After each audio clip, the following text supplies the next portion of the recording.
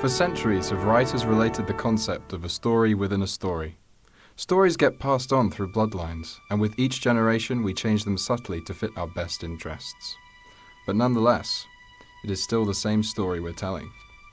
The story I'm about to tell is based on one old frog and a toad called Shivers, about the legend of the old dark frog. There are both ghost stories, but playful, whimsical ghost stories, about some distant recollection of the past. The past haunts the present in many ways. Ghosts of childhood manifest, literally and metaphorically. The reader's hauntology says the past will never be forgotten, and it will just haunt us in tiny memoriam fragments till the end of time, like wandering lost souls, forever in limbo. And on that ghostly note, I shall begin my story. Imagine a cottage in the midst of the woods, surrounded by nothing but silence, and trees, and shrubs, grass, hedges, a grey, misty haze. And in this cottage do we see our protagonists through a clear glass window. Vamp sits for tea at the old oak table. Nothing but the kettle whistle can be heard in the dimly lit room, until a friendly rap on the front door summoned their attention.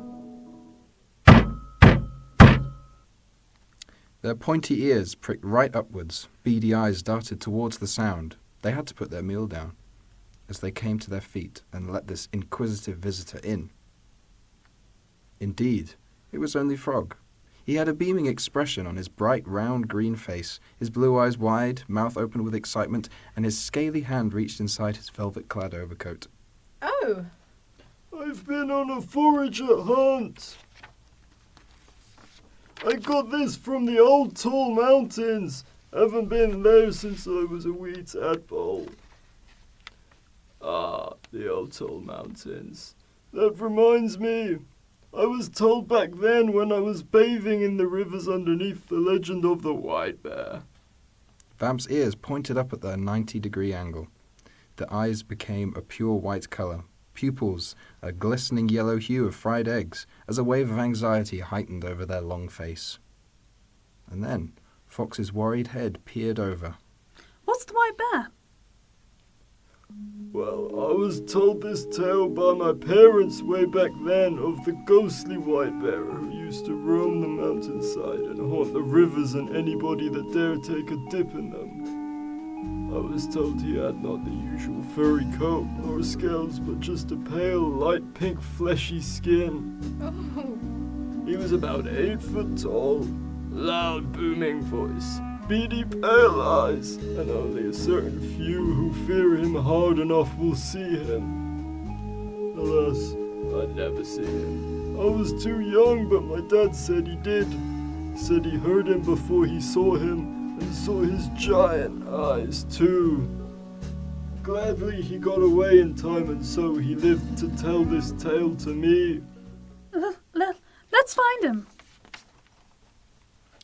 Fox and Frog both beam with excitement, but it's not a joyous excitement. Well, for Frog maybe, because this place reminds him of childhood. But no, it was that kind of scared, humanly nervous excitement, the anticipation before something tense is about to happen. Well then, let's go hunt. I have just been here, but the route to the old mountains will take us up here. Oh? What do we need?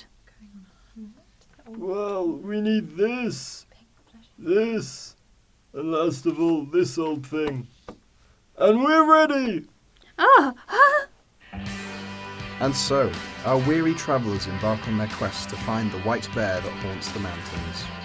Maybe he's real, maybe he's not. So often has man tried to search for something that doesn't exist. Maybe the real quest is in our heads. And either way, they will face obstacles. A word of encouragement from friends will help. Here, let me hold this for you. Onwards through the rugged landscape they venture, past the thorny brambles and the fields of wheat through the forest, where it's rumoured that fairies do play. The friends came to the lakes where Frog used to play. This! This is where I used to swim back in the day, and this is as far as I got. According to my dad, he went through this way. And so the friends leaped across the stepping stones, one by one, splish splash. And they finally reached the pathway Frog's father went through.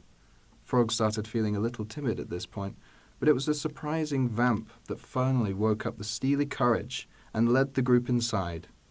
They were shaking as they walked down, and their trembles could be heard in echoes throughout the cavernous surroundings. My father told me the bear had these giant beady eyes that could see through your soul. Mm-hmm. And a giant long face. Oh!